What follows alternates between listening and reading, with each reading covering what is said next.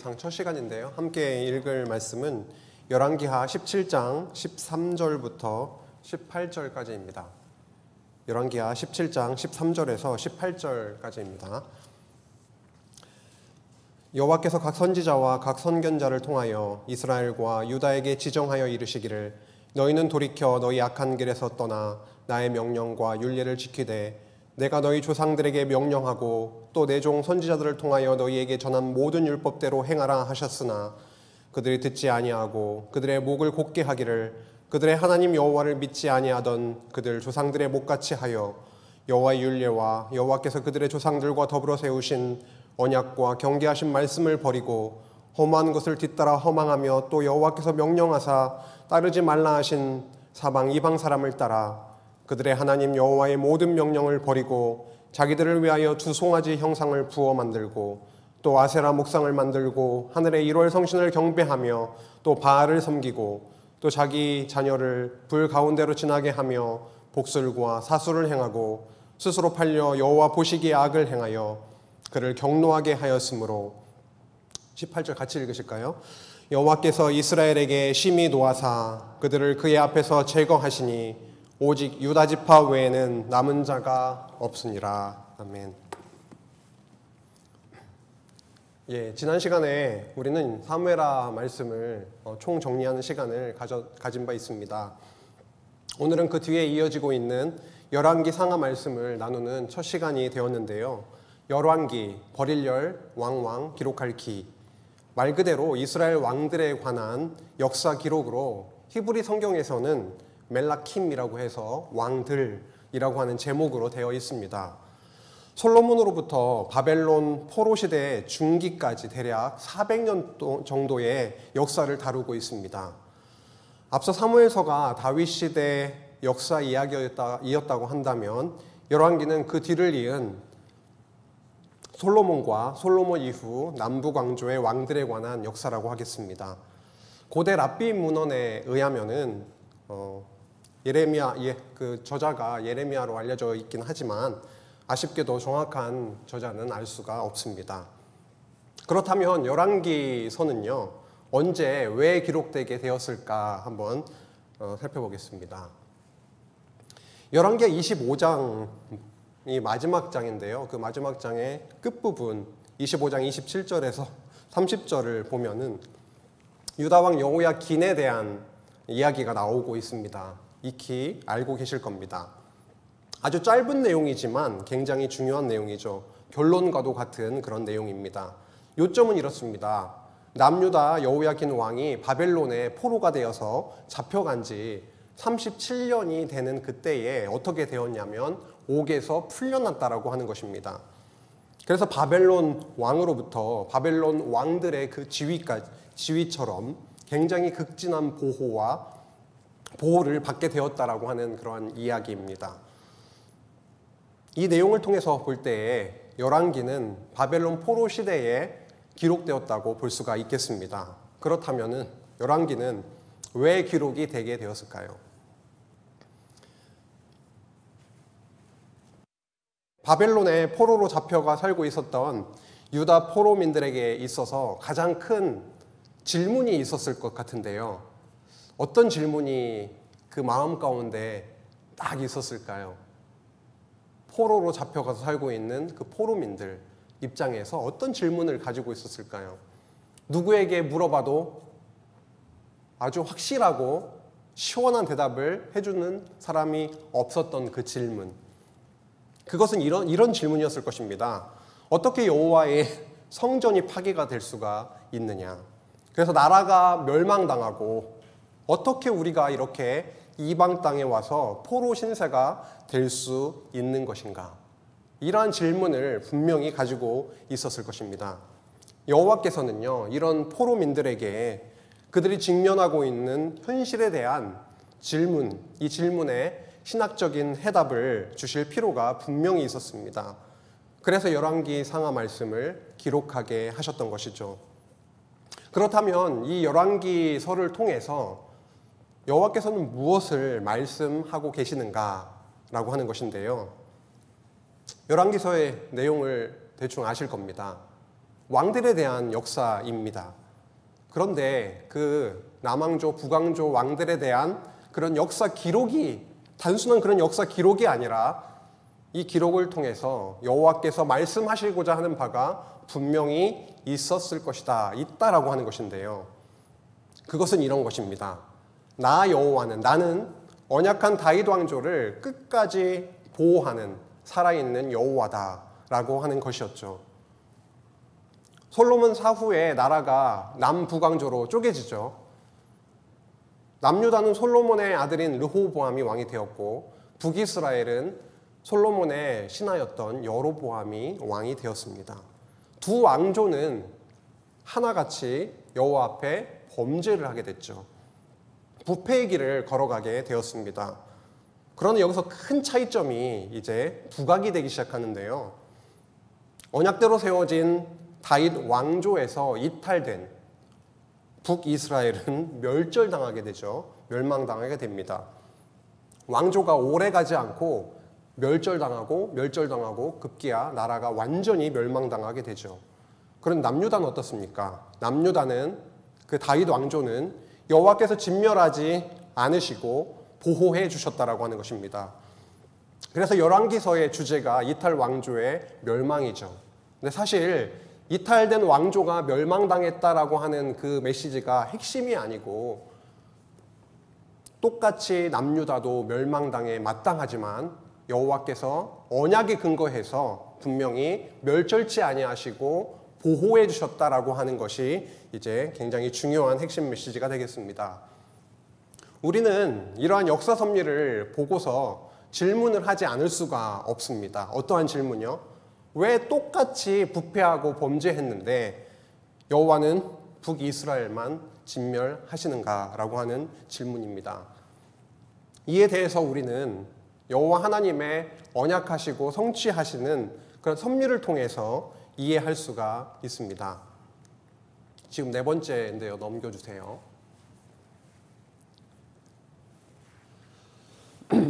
다음 넘겨주세요. 여호와께서 언약하시고 성취하시는 섭리를 통해서 왜 북이스라엘만 진멸당했는가라고 하는 것을 저희들이 생각해 보고자 합니다.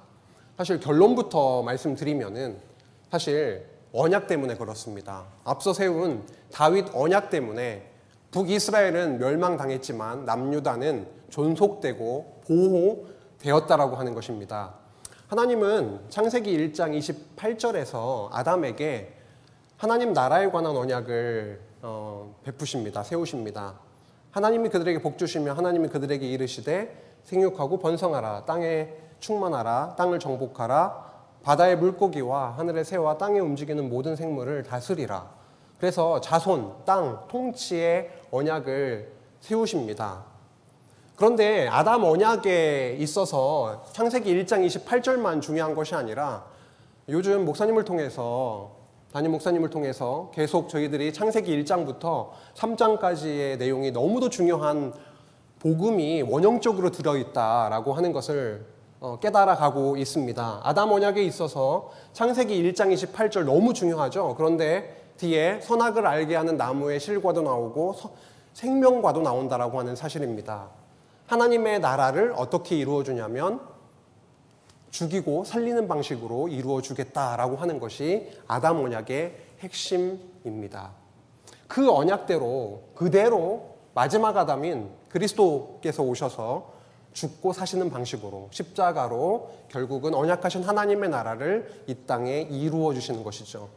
그렇게 이루어 주실 것을 확실하게 확증해 주시기 위해서 모형적으로 아브라함을 부르셔서 그에게 하나님의 나라에 관한 언약을 그대로 세워주시죠. 자손 언약, 땅 언약, 통치 언약. 나라의 3요소이죠.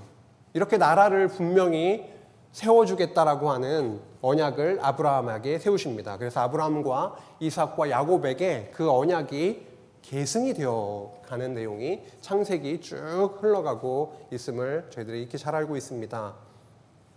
그런데 하나님께서 언약을 세우셨는데 그 언약을 어떻게 이루실 것이다 라고 하는 부분, 그리고 그 세울 나라, 나의 언약대로 세울 그 나라를 이러한 방식으로 통치할 것이고 이러한 방법으로 그 나라를 이루어 주겠다라고 하는 언약이 있는데요. 그게 바로 모세 율법, 그 율법 언약입니다. 율법 언약의 핵심은 정죄와 사죄이죠. 그래서 뒤에 이어지는 자손도 그리고 땅도 그리고 왕까지 세워주셔서 이루어 주시는 하나님의 나라의 모형적인 다윗 언약을, 다윗 나라를, 왕국을 세워주시는데요. 그 과정에서 끊임없이 계속 적용이 되고 이루어지는 그 언약이 바로 다름 아닌 율법 언약입니다. 율법 언약은 여기에서 여기까지만 이렇게 지금 성취되는 것이 아니라 아브라함 언약이 성취되는 과정에서 율법 언약도 계속 적용되어 이렇게 성취되어 나가고 있는 것이죠. 그래서 다윗이 이제 왕위에 오르고 나서 사무엘하 7장에 보면은 다윗 언약을 세우심을 저희들이 보게 됩니다. 이 언약은 사실은 자손 땅 통치 언약을 이루어 주심을 통해서 결국 다윗 왕국을 세워 주심을 통해서 아브라함에게 세우신 그 언약이 성취가 되었죠. 그러면 이 언약이 굳이 필요할까라고 하는 그런 질문이 생깁니다. 그런데 여호와께서는 내가 아브라함에게 언약하고 율법 언약의 방식으로 제사장 나라 거룩한 백성 삼아 주신 것처럼 그 제사를 통해서 이 나라를 이루어 주었는데 이 나라를 앞으로 예수 그리스도의 나라, 참 왕이 올 때까지 다윗에게 세워주신 그 나라를, 그 왕위를 영원히 견고케 해주시겠다라고 하는 그 언약을 다윗에게 세우십니다.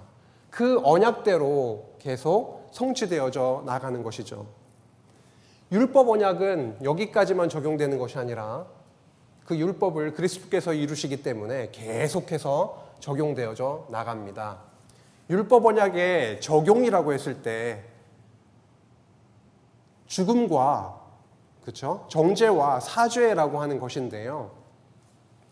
북이스라엘과 남유다 이야기가 바로 열왕기에서 계속 펼쳐지고 있는데 다윗 왕조에서 이탈된 북이스라엘 그리고 남왕조 다윗 왕조인 남유다 이렇게 이제 북이스라엘 남유다의 역사가 열왕기 상하에서 펼쳐져 나가고 있는데요. 오늘 지금 방금 던진 질문이 있죠. 왜 똑같이 범죄하고 부패했는데 북이스라엘만 그렇게 오래가지 않고 진멸당할 수밖에 없느냐. 그것은 바로 지금 이 표에서 저희들이 알 수가 있듯이 율법 언약이 그대로 공의의 율법 언약이 적용이 되면 다 죽임당할 수밖에 없습니다. 다윗 왕조, 언약의 왕조에서 벗어난 이탈된 북이스라엘은 율법 언약의 정죄 아래 죽임에 이르게 되는 것이고요. 그런데 언약 왕조, 다윗 왕조는 세우신 언약, 다윗 언약에 의해서 멸절되는 것이 아니라 그 나라와 그 왕위를 그리스도 예수께서 그의 천국을 이루시는 그 날까지 계속해서 영원히 견고케 해주시겠다라고 하는 그 언약의 성취가 바로 열왕기 상하에 쭉 다 흘러가고 있다라고 하는 것입니다. 그래서 북이스라엘은 율법 언약의 성취로 멸망당하고 남유다는 율법 언약의 성취로 정죄당하지만 결국은 다윗 언약에서 강조하고 있듯이 너의 씨를 통해서 아들을 통해서 세우게 할 성전의 제사를 통해서 결국은 멸망당하지 않고 보호해 주시는 역사가 바로 열왕기 상하의 역사입니다. 그래서 북이스라엘만 멸절당하게 된다라고 하는 것이죠.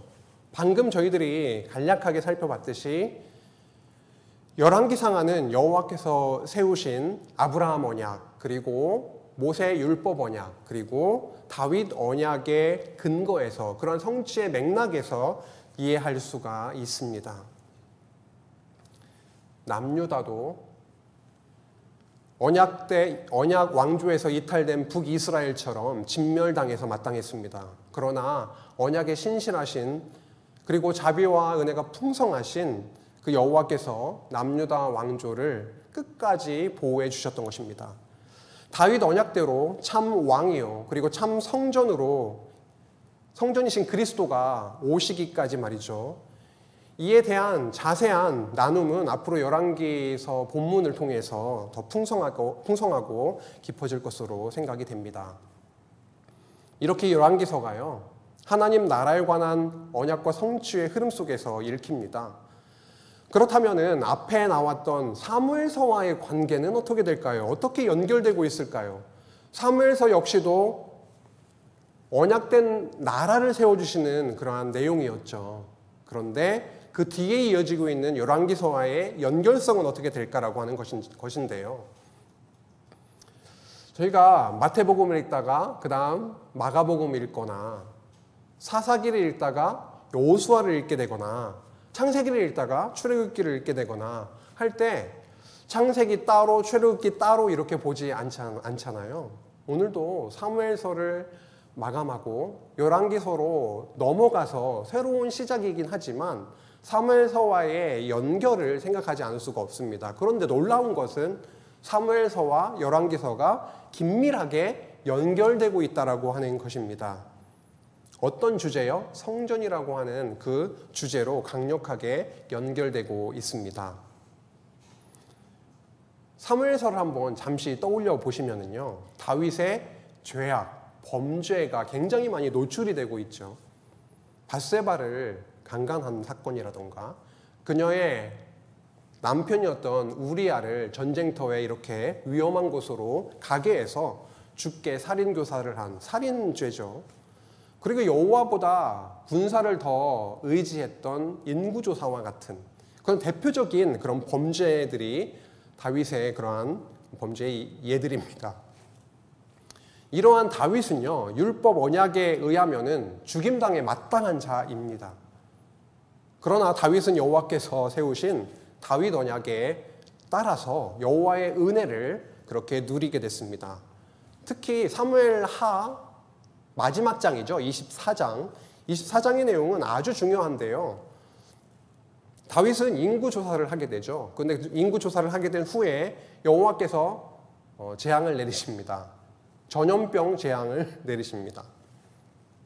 그래서 온 백성, 온 이스라엘이 단으로부터 부엘세바, 온 이스라엘, 저 북쪽에서 저 남쪽까지의 온 이스라엘 백성들이 죽임을 당하는 그런 위기에 처하게 되었죠. 이때 여호와는 그들을 어떻게 하셨습니까? 진멸하셨습니까? 근데 진멸당에 마땅한 것인데도 진멸하지 아니하시고요. 다윗에게 아라우나의 타작마당을 사서 거기에 제단을 쌓고 그리고 번제와 화목제를 드리게 하셨죠. 그래서 다윗을 용서하시고 전염병을 그치게 하셨습니다. 이렇게 사무엘서는 성전 주제 안에서 다윗 언약을 세우시고 다윗의 범죄를 많이 노출되게 하시고 하지만 제단을 쌓게 해서 제사를 드리게 하심으로 사죄의 은혜를 누리게 되는 그 성전 주제로 요약할 수가 있습니다.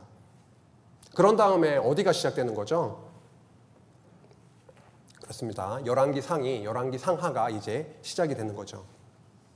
열왕기 상은 다윗의 아들, 그 시이 솔로몬의 왕위, 즉 왕위와 성전 건축에 관한 내용으로 시작되고 있습니다. 그 왕의 즉위하는 내용과 성전의 건축에 대한 내용으로 시작되고 있는데요. 사무엘하의 끝이 제단에서의 제사와 사죄로 끝났습니다. 열왕기상은 성전을 건축할 솔로몬이 왕이 되어서 죄 많은 이스라엘을 제사를 통해서 용서하실 그 성전을 건축하는 내용으로 출발하고 있다라고 하는 것입니다. 뭔가 연결된 느낌이 강하게 드시죠.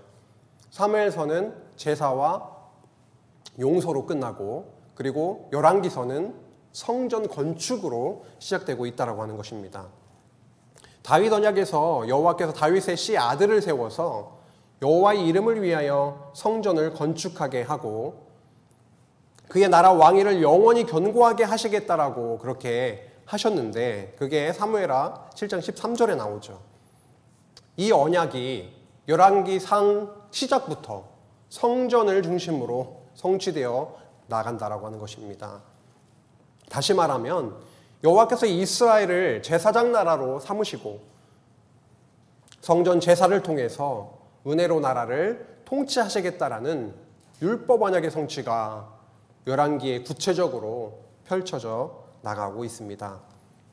이렇게 사무엘서와 열왕기서는요, 언약들, 아브라함 언약, 모세 율법 언약, 다윗 언약의 성취와 성전 주제 안에서 아주 잘 연결되고 있음을 저희들이 확인할 수가 있습니다. 이제부터 열왕기 상하의 전체 흐름을 한번 확인해 보려고 합니다. 사실 오늘 내용 중에서 가장 중요한 부분이거든요. 그래서 집중해서 함께 나누고자 합니다. 열왕기의 전체적인 그림이 저희들에게 잘 그려질 때 앞으로 이어지게 될 그 말씀을 이해하기도 쉽고 훨씬 더 의미 있고 흥미진진하게 다가올 것이라고 그렇게 생각이 됩니다. 어느 성경이 읽기가 가장 쉽지 않으십니까? 레위기요? 뭐 그렇게 말씀들 하시죠. 그런데 열왕기 상하 만만치 않습니다. 열왕기 상은 그래도 솔로몬 이야기, 성전 건축하는 이야기 막 나오니까 앞에는 조금 흥미진진하다가 뒤로 가면 갈수록 북이스라엘의 왕은 이렇고 저렇고 남유다의 왕은 이렇고 저렇고인데 그 똑같아요. 범죄했고 산당 제사를 계속 지냈고 여로보암의 길로 막 계속 갔고 뭐 이런 계속 똑같은 내용들이 반복이 되고 있기 때문에 사실 이걸 계속 읽고 있어야 되나, 이게 무슨 의미이지, 이렇게 될 수가 있거든요. 근데 오늘 열왕기 상하의 전체 흐름을 한번 이렇게 조망해 보고 앞으로 어떠한 내용을 살펴나가게 되겠구나, 이것은 이러한 의미이구나 라고 하는 것이 저희 안에 담겨지면은 조금 반복적인 내용이지만 이게 그렇게 중요한 내용이구나, 그렇게 알게 되지 않을까 싶습니다. 전체 흐름을 한번 볼까요? 5부분으로 되어 있습니다. 열왕기상 1장에서 열왕기하 25장까지 그렇게 되어 있습니다. 상당히 많은 양이긴 한데요. 처음에 왕조가 이탈됩니다. 북이스라엘이, 그러니까 다윗 왕조에서 여로보암, 북이스라엘이 이탈되어져 나가기 전에 솔로몬 왕에 대한 이야기가 처음에 나오고 있죠. 왕이 되고 그리고 성전을 건축하는 이야기가 이렇게 나오고 있습니다. 앞에 그냥 보여주세요. 그 다음에 이제 왕조가 실제로 이탈됩니다. 북이스라엘이 이제 갈려져 나가게 되는 거죠. 근데 이탈의 결과는 모두가 다 어떻게 되는 겁니까? 모두가 다 북이스라엘도 남유다도 부패의 길을 동일하게 걸어가게 되는 겁니다. 이탈의 결과는 부패입니다. 이탈의 과정에서 솔로몬이 성전을 건축하죠. 그리고 왕권을 수립하게 됩니다. 그런데 그 결과는 어떻게 되냐면 여기서 타락으로 끝납니다. 왕조의 이탈 결과도 어떻게 부패, 타락으로 끝납니다. 세 번째, 북왕조에 대한 교훈을 하게 해주시는데요. 누구를 통해서 교훈을 하십니까? 구약시대 때에는 어떤 사람을 딱 보내서 이스라엘 백성들에게 하나님의 말씀을 선포하고 책망하고 하는데요. 선지자죠. 선지자 누구요? 엘리사 선지자가 대표적이긴 한데요. 그 선지자를 보내서 교훈합니다. 무엇을 통해서요? 표적으로요, 예언으로요, 저주로요. 그렇게 교훈을 합니다. 어떠한 내용을 교훈했는지는 잠시 후에 함께 살펴보도록 하고요. 그런데 선지자들이 와서 공통적으로 선포했던 내용을 굳이 여기를 보지 않더라도, 이 내용을 보지 않더라도 구약 성경의 내용을 한번 되뇌어 보면 선지자가 와서 선포한 내용은 뭡니까? 너희들은 죄인이다. 패망할 것이다. 하지만 회복해 줄 것이다. 그런 내용이잖아요. 여기도 북왕조를 향해서 교훈해 준 내용은 별거 아닙니다. 죄인이다. 멸망당할 것이다. 뭐에 의해서요? 율법 언약의 성취로서 너희들 죄다. 죄인이다. 멸망당할 것이다. 라고 하는 교훈 후에 북왕조는 패망하게 됩니다. 그런데요, 다윗 왕조는 어떻게 된다고요? 보호를 받게 되는 것입니다. 여기는 북왕조는 다 멸절당하고 나라까지 다 멸망당하죠. 근데 다윗 왕조는 존속하게 됩니다. 136년 정도 더 존속하게 되고 그 이후에 나라가 멸망당하긴 하지만 북이스라엘처럼 모든 왕조가 몇 대 가지 않아서 완전히 멸절되고 씨가 말라지는 것이 아니라 다윗 왕조는 어떻게 되나요? 그 시련 가운데 있지만 보호해 주신다라고 하는 내용이 흘러가고 있습니다. 이 내용을 한번 조금 더 확대해서 부분 조금 자세하게 살펴보도록 할 텐데요. 첫 번째, 왕조의 이탈 과정입니다.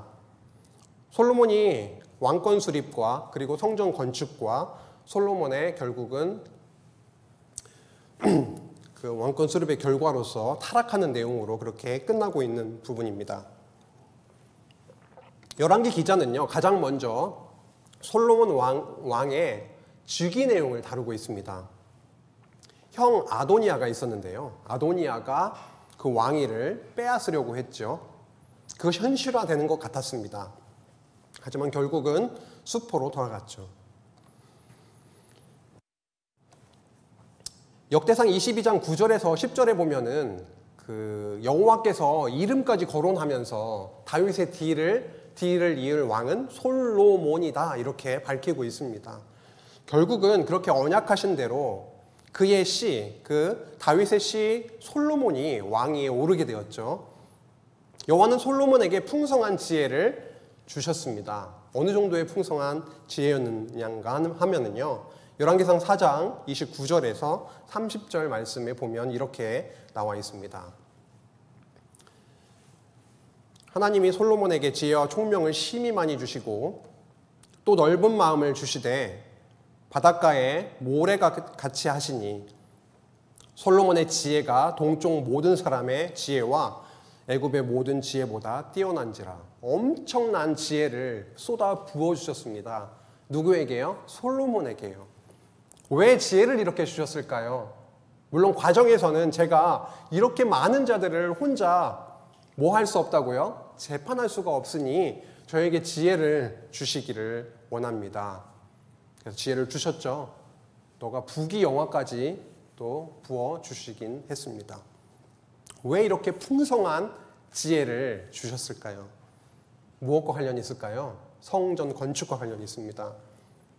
6장 1절인데요. 이제 솔로몬이 성전을 건축하기 시작합니다.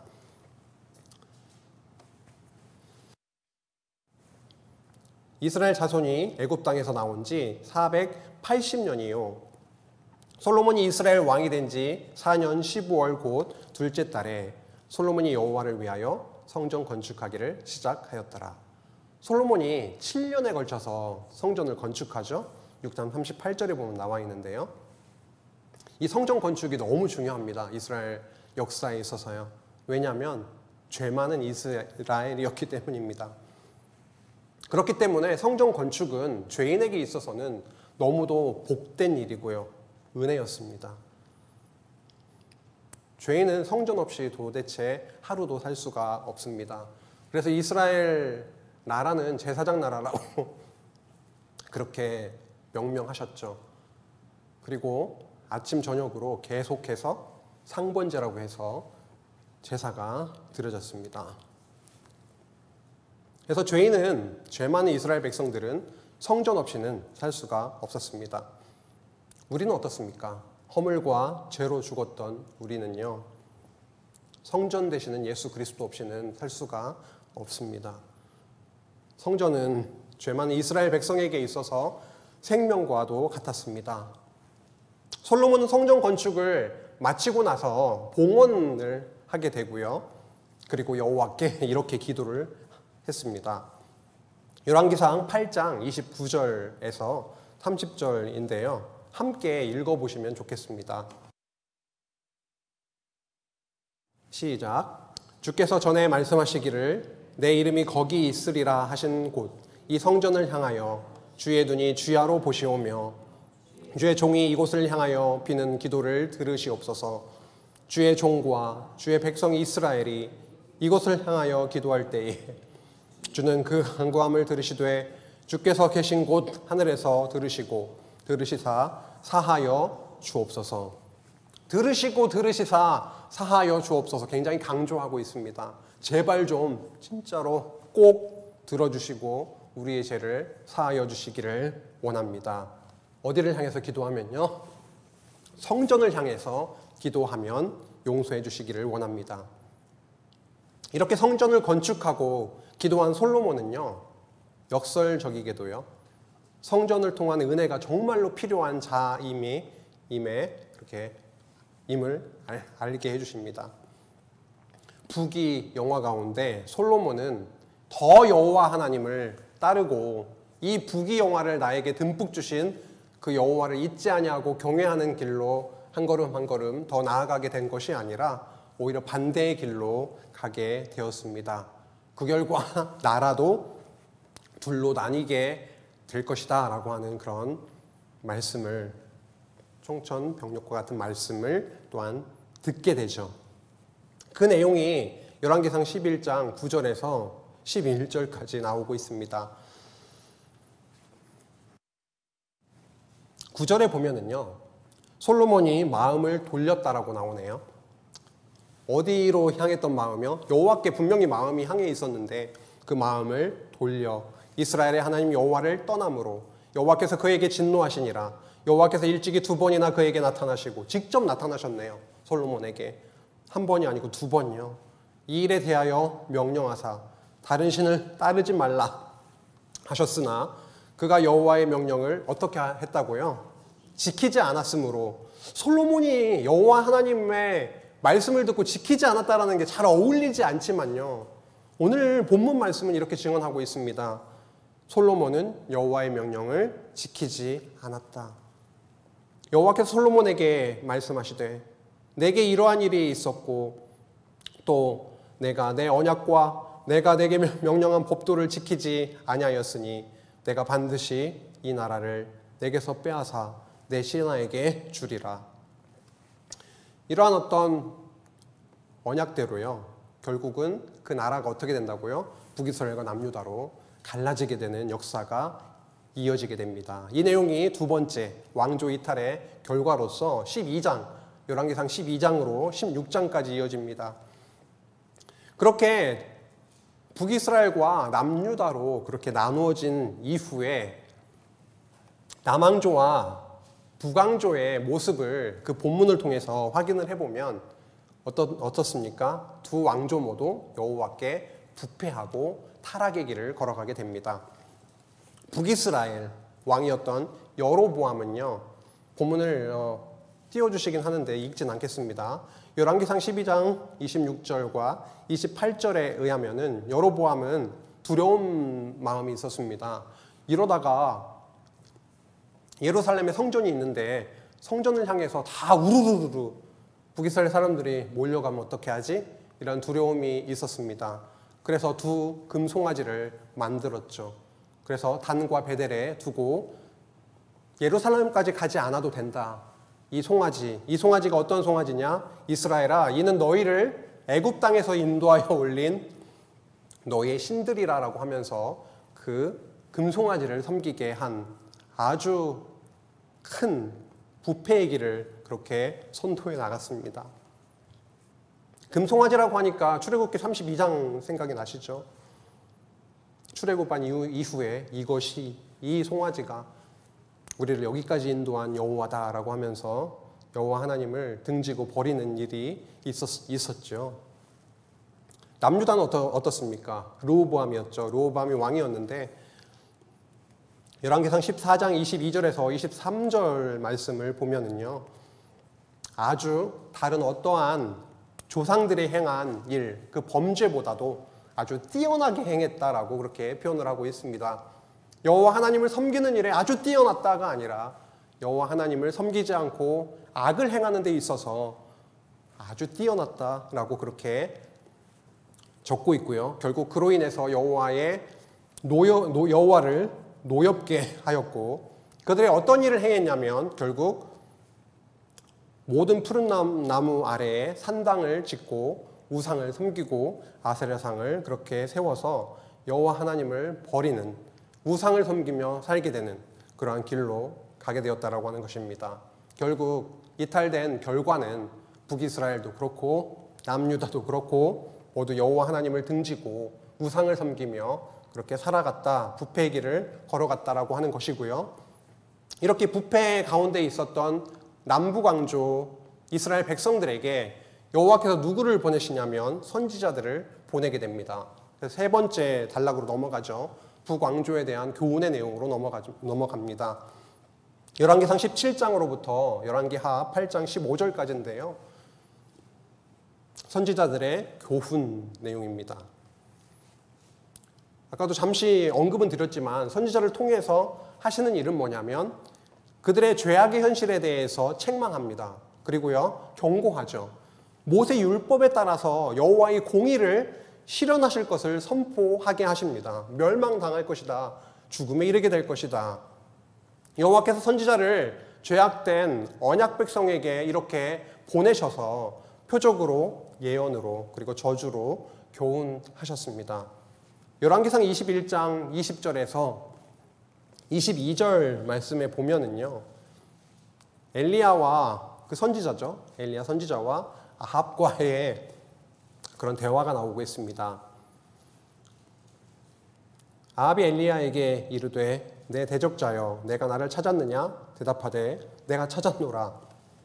내가 내 자신을 팔아 여호와 보시기에 악을 행하였으므로 여호와의 말씀이 내가 재앙을 내게 내려 너를 쓸어버리되 내게 속한 남자는 이스라엘 가운데 매인자나 노인자를 다 멸할 것이요 또 내 집이 느밧의 아들 여로보암의 집처럼 되게 하고 아히야의 아들 바하사의 집처럼 되게 하리니 이는 내가 나를 노하게 하고 이스라엘이 범죄하게 한 까닭이니라 하셨고, 여기 여로보암의 집처럼 되었다, 바하사의 집처럼 되게 할 것이다 라고 하는 것은 완전히 멸절시키겠다라고 하는 것입니다.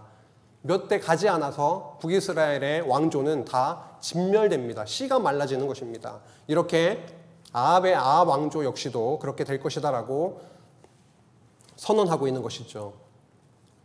선지자가 왜 중요할까요? 선지자 없이는 하나님의 말씀을 들을 수도 없고 깨달을 수도 없습니다. 북이스라엘에 선지자를 보내셔서 이렇게 교훈하시는 것은 당연히 1차적으로는 북이스라엘을 교훈하시기 위함이었지만은 궁극적으로는 무엇입니까? 택하신 언약 백성 남유다 다윗 왕조를 향한 교훈의 내용이었습니다. 남유다도 북이스라엘과 같이 총체적으로 죄악에 빠져 있었기 때문에 선지자의 심판에 대한 말씀에서 자유로울 수가 있었습니까? 없었습니다. 그들 역시도 죄악 가운데 있었기에 멸망의 대상일 수밖에 없었던 것이죠. 그런데 북이스라엘은 선지자를 통해서 선포된 말씀대로 북왕조는 패망하게 됩니다. 네 번째 단락으로 넘어가는데요. 열왕기하 8장 16절에서 17장까지 이어지는 내용이죠. 여기 핵심은 그렇습니다. 남북왕조가 모두 다 부패의 길을 걸어갔다. 타락의 길을 걸어갔다. 그러나 북왕조만 패망당했다라고 적고 있는 것이죠. 열왕기하 17장 6절에 보면은 이스라엘 왕 호세아 왕 때에 아수르에 의해서 멸망당하는 이야기가 적혀 있습니다. 남북왕조가 모두 부패했는데 왜 여호와께서는 북왕조 이스라엘이 아수르에 의해서 멸망당하도록 그렇게 섭리하셨을까요? 열왕기 기자는요, 그들이 멸망당할 수밖에 없었던 이유에 대해서 아주 자세하게 적고 있습니다. 오늘 함께 강론 처음에 함께 읽었던 말씀이죠. 열왕기하 17장 13절에서 18절 말씀이 있습니다. 선지자와 선견자들을 그들에게 보냈습니다. 그리고 그들에게 율법대로 행하라라는 책망의 말씀을 선포를 하게 하셨죠. 그런데 14절에 보니까 어떻게 했다고 나오고 있습니까? 듣지 아니하였다라고 나오고 있습니다. 아까 솔로몬도 듣지 아니하였다라고 나오고 있고요. 듣지 아니하였고요. 그리고 15절 중반절에 보면은 언약과 경계하신 말씀을 어떻게 했다고 나옵니까? 버렸다라고 나오고 있습니다. 16절에는요. 뭐를 또 버렸다고요? 모든 여호와의 모든 명령을 버렸다라고 나오고 있고, 그리고 뭘 부어서 만들었습니까? 두 송아지 형상을 부어 만들었고 아세라 목상을 만들었고 그리고 하늘의 1월 성신을 경배하며 또 바알을 섬겼다라고 16절에 고발하고 있습니다. 17절로 넘어가면 자녀들을 불 가운데 지나게 하면서 복술과 사술을 행했다라고 나오고요. 이런 것들 때문에 여호와 보시기에 악을 행하여 여호와를 경노하게 하였다라고 적고 있습니다. 18절 말씀에 보면은요, 여호와께서 이스라엘에게 심히 노하사 그들을 그의 앞에서 제거하시니 오직 유다 지파 외에는 남은 자가 없으니라. 참 너무 신기하지 않습니까? 남유다는 왜 이렇게 살아남을 수 있었던 거죠? 다 범죄 가운데 있었고 부패 가운데 있었기 때문에 모세의 율법 언약에 따르면 다 패망당해야 마땅한데 말이죠. 다윗 왕조는 136년을 더 존속하게 하고요. 보호의 역사가 이어져 나가게 됩니다. 5번째 단락입니다. 다윗 왕조의 보호. 열왕기하 18장에서 25장까지 이어지고 있죠. 마지막 부분 내용입니다. 여러 내용 중에 열왕기하 20장에 보면은 그 유명한 히스기야 왕이 등장을 하고 있습니다. 히스기야 왕이 병에 걸렸었죠. 근데 그냥 죽었습니까? 여호와께서 살려주셨습니다. 15년을 연장시켜 주셨어요. 그 본문을 잘 읽어나가다 보면 히스기야의 아들이 누굽니까? 므낫세인데요. 그 아주 범죄 중에 죄악 중에 죄악을 행했던 그 아들 므낫세인데, 그 므낫세가 몇 살의 왕이 됐는지를 확인해 보면 15년을 연장시켜 주시지 않았으면은 그 왕조가 끊어지는 그런 일이 벌어질 수밖에 없었다라고 하는 것을 확인할 수가 있습니다. 그런데 남유다의 존속의 역사를 이렇게 보면은 물론 앞에 있는 역사도 마찬가지로 그렇게 기술되어 있기는 합니다. 북왕조는 바사 왕조처럼 아합 왕조처럼 그렇게 몇 대 가지 못해서 완전히 멸절당하게 되는데요. 남유다는 계속해서 그의 아들이 왕이 되고 또 그의 아들이 왕이 됩니다. 열왕기하 20장 21절에 보면은 히스기야가 그의 조상들과 함께 자고 그의 아들 므낫세가 대신하여 왕이 되니라. 그의 아들이 왕이 되니라. 21장 18절에 보면은요, 므낫세가 그의 조상들과 함께 자매 그의 궁궐 동산 곧 우사의 동산에 장사되고 누가요? 그의 아들 아몬이 대신하여 왕이 되니라. 그의 아들에서 그의 아들로 계속 왕조가 끊어지지 아니하고 다윗에게 허락하신 그 등불이 꺼지지 아니하고 계속 연결되고 있음을 확인하게 됩니다. 다윗 언약이 너무도 신실하게 성취되고 있는 현장을, 그 역사 이야기를 저희들이 이렇게 확인하게 되는 것이죠. 남유다는 이렇게 북이스라엘과 비교했을 때 더 의롭지 못한 죄악 가운데 있었지만은 여호와께서는 히스기야와 요시야 왕과 같은 또 왕들을 세워주셔서 종교 개혁을 일으키기도 하시고 성전을 수리하기도 하시고 그 과정에서 율법책을 발견하게 하셔서 율법이 그들의 앞에 읽혀지게 되었을 때에 더 회개의 그런 역사도 일어나게 하신 바가 있습니다. 비록 BC 586년에 바벨론에 의해서 남유다가 멸망당하고 70년 동안 그렇게 포로 생활을 하게 되기는 하지만 놀랍게도요, 이 70년의 시간이 실현의 시간이면은 너무도 분명합니다. 징계의 시간이면은 너무도 분명합니다. 그런데 이 70년이라고 하는 이 역사 기간은 여호와께서 다윗 언약대로 다윗 왕조를 철저하게 보호하시는 은혜의 시간이었다라고 하는 것이죠. 열왕기하 25장 27절에서 30절 말씀 이 부분이 열왕기 상하, 열왕기 하의 마지막 내용이죠. 열왕기 상하의 결론과도 같은 내용입니다.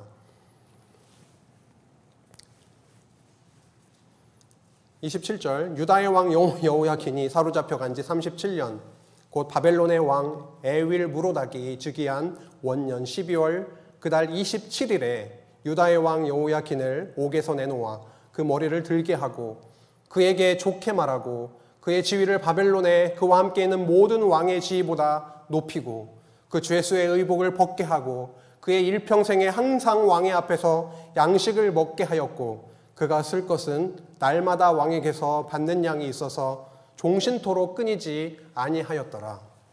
어떻게 이런 일이 일어날 수가 있습니까? 나라가 멸망당했습니다. 성전도 다 회파되었고 다 이방 땅으로 끌려가서 포로로 살아가고 있는 그 상황에서 유다 왕이 이렇게 보호받게 되는 놀라운 사건을 열왕기 상하의 끝부분에 적고 있습니다. 이렇게 열왕기 상하는요, 죄 많은 언약 자손을 남유다, 북이스라엘처럼 멸망당해서 마땅했던 그 언약 자손 다윗 왕조를 진멸하지 않으시고 다윗 언약대로 성전을 통해서 사죄의 은혜를 베푸시는 내용이 적혀 있습니다.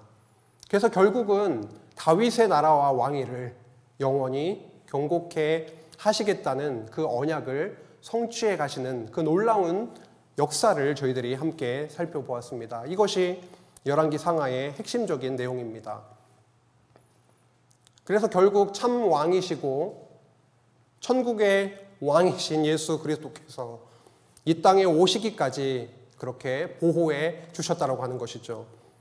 이를 통해서 하나님이 살아계신 여호와이심을 우리로 깨닫게 하시고 그를 경외하게 하십니다.